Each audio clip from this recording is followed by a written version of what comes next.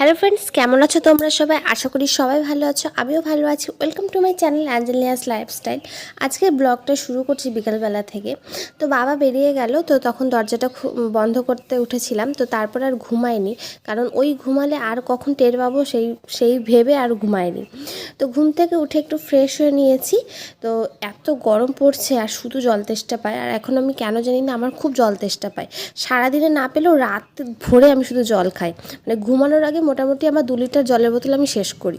তাহলে ভাবো, আমি জানি না রাতে আমার উপর কী ভর করে আর আমার শুধু জল তেষ্টা পায়। তো এখন দেখো অনেকটা বিকাল হয়ে গেছে, তাও বাইরে কত রোদ। তো ছাদে জামা কাপড় মেলা ছিল, সেইগুলোই তুলে নিয়েছি। সবগুলো একদম রোদে একদম কড়কড়া হয়ে গেছে। তো জামা কাপড় তুলে গেটটা লাগিয়ে দিচ্ছি, কারণ উপরে খুব একটা যাতায়াত নেই, ভালো করে গেট না লাগালে মুশকিল।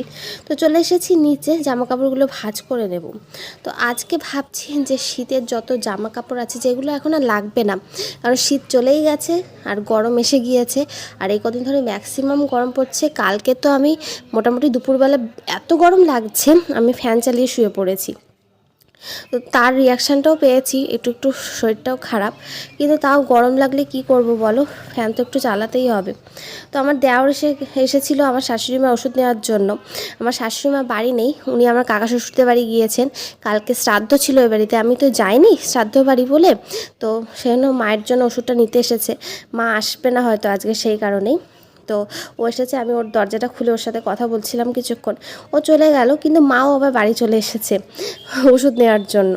মা আবার কালকে সকালে উঠে যেতে হবে।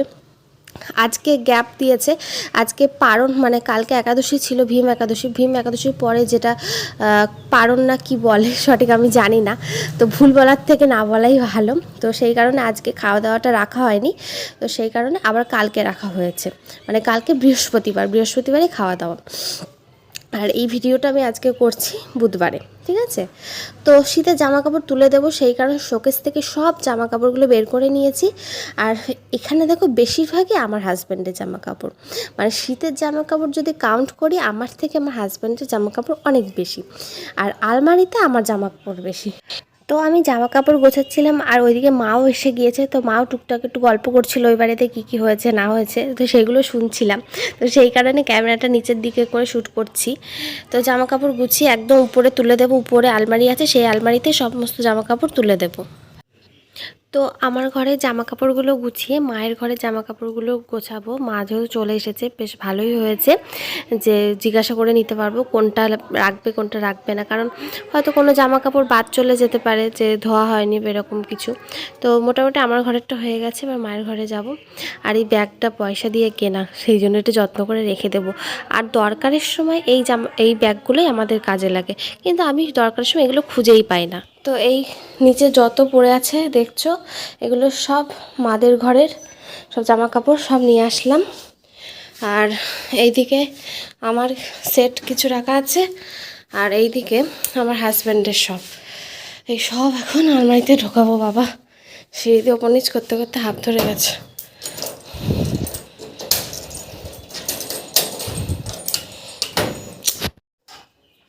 তো এই হচ্ছে আপাতত আমার আলমারির এখন কন্ডিশন।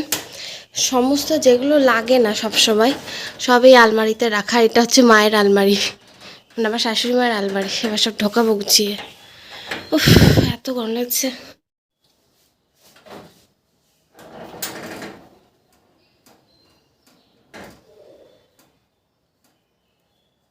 এখন আপাতত আলমারি, মানে আমাদের দুজনের জামা কাপড়ই ভরা। ভগবান যদি সব ঠিকঠাক রাখে তো নেক্সট ইয়ার আরেকজনের ভরা থাকবে এখানে। জানি না তারটা কোথায় রাখবো।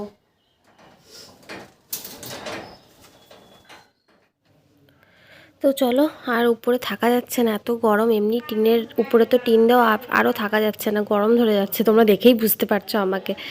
আর এই কাঁথাগুলো ভাবছি বাক্সে তুলে দেবো। আমাদের একটা কাঠের বাক্স আছে, তো বাক্সটা একা একা খোলা সম্ভব না, মানে একটু ভারী, মানে এক হাত দিয়ে ধরতে হবে, এক হাত দিয়ে ঢোকাতে হবে। তো সেই বাক্সে আমাদের বাড়ির যত লেপ টেপ আছে সব ওর মধ্যে রাখা আছে।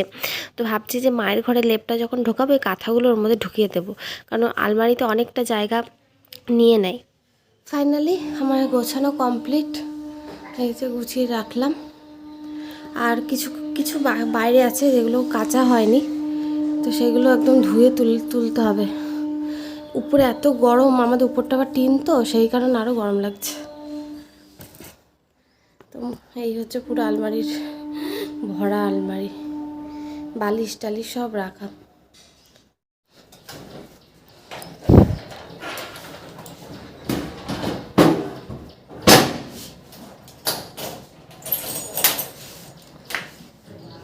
তো আমার তো উপরের কাজ সব কমপ্লিট হয়ে গেছে, ঘরের কাজও করে নিয়েছি। তো এখন কটা ফল খাবো। এই লেবুগুলো এনে রেখেছে, খাওয়াই হয় না। আমার প্রতিদিন ফল খেতে ভালো লাগে না সত্যি কথা বলতে, যে মানে এখন প্রেগনেন্সি বলে ফল খাচ্ছি, বা অন্য সময় তো খাই না সেইভাবে, এখন একটু খেতে হয়, নাহলে আমার বাড়ি এসে আমার হাজব্যান্ড আমাকে ধরে দেবে। আর এই বেদানাটা খেতে ভালো লাগে, কিন্তু আমার বেদানা ছাড়াতে খুব অস্বস্তি লাগে। সেই জন্য দেখো একটাও বেদানা নিলাম না, 3টে লেবু নিয়েছি। এখনকার লেবুগুলো খুব টক, কদিন পর থেকে আবার একটু মিষ্টি হবে। তো একটা কমলা লেবু আছে, তো ওটাও খেয়ে নিতে হবে, কেমন যেন হয়ে গেছে। কিন্তু আজকে একদম মুড নেই কমলা লেবু খাওয়ার, সেই জন্য লেবুটাই খেয়ে নিই। তো বিকালবেলায় আমি লেবুটা সচরাচর খাই, দুপুরে খাবার পর ফল আমি খাই না, বিকালবেলাটা ঘুম থেকে উঠে ফলটা খাই, একবারই খাই। তো ফল এমনি আমার তো খুব প্রিয়, সেই জন্য না খেলে নয়, সেই জন্য একটু খেতে হয়। তো আমি প্রেগনেন্সিতে একটা জিনিস একদমই খেতে মানে ভালো লাগে না আমার, সেটা হচ্ছে দুধ। মানে কোনো দিনই আমার দুধটা আমার প্রিয় নয়, তো দুধটা আমি একদমই খাই না। দুধ বাদ দিয়ে সব কিছু খাই, আর ডিমটাও খাই না, প্রেশার আপ ডাউন করবে বলে খাই। মানে কোনো ডিমের তরকারি হলো তখন খেতে হয়। মাসি বাসন মেজে রেখে গেছে, সেইগুলোই গুছিয়ে রাখছি। শুকিয়ে গেছে, জল ঝরে গিয়েছে, আর এই ফাঁকে গুছিয়ে রাখলে না ভালো হয়, নাহলে আবার সেই যখন রাতে রান্না করতে আসবো তখন গোছাতে হবে। এখন গুছিয়ে রাখলে যাতে কাজটা একটু এগিয়ে থাকে, সেই জন্য চাপটা থাকে না, সেই জন্য গুছিয়ে রাখছি। আর কদিন যেহেতু বাড়িতে কাজ ছিল, ওষুধ ছিল, সব ধোয়া মোছা করে পরিষ্কার পরিচ্ছন্ন আছে এখন। আর রান্নাঘর তুমি যতই পরিষ্কার রাখো না কেন, সেই তেল চিটচিটে হবেই, তাও চেষ্টা করি পরিষ্কার পরিচ্ছন্ন রাখার। আর দেখবে ঘর বাড়ি পরিষ্কার পরিচ্ছন্ন থাকলে নিজের মনও ভালো থাকে। আমার তো যখন আমি পরিষ্কার করে রাখি না, আমার তখন এক ফোঁটা নোংরা পড়লেও আমার মন খারাপ করে। আর আমার জানি না, ঘর বাড়ি পরিষ্কার পরিচ্ছন্ন রাখা একটা যেন রোগে দাঁড়িয়ে গেছে, এর জন্য আমাকে বাড়িতে খুব বকাও খেতে হয়। এখন কি করবো বলো, এটা একটা অভ্যাসে দাঁড়িয়ে গেছে আমার। তো বাসন গোছানো হয়ে গেছে, এবার ফল কটা খেয়ে নেব। তো আজকের মতো ব্লগটা এখানেই শেষ করছি। ব্লগটা ভালো লাগলে একটু লাইক করে দিও। আর হ্যাঁ, খেজুরটা নেব সেটা ভুলে গেছি। তো আমি খেজুর আগের তারিখেও এনেছিলাম, খাইনি, কিন্তু এই তারিখে এই যে খেজুরগুলো এনেছি খুব ভালো খেতে এই খেজুরগুলো।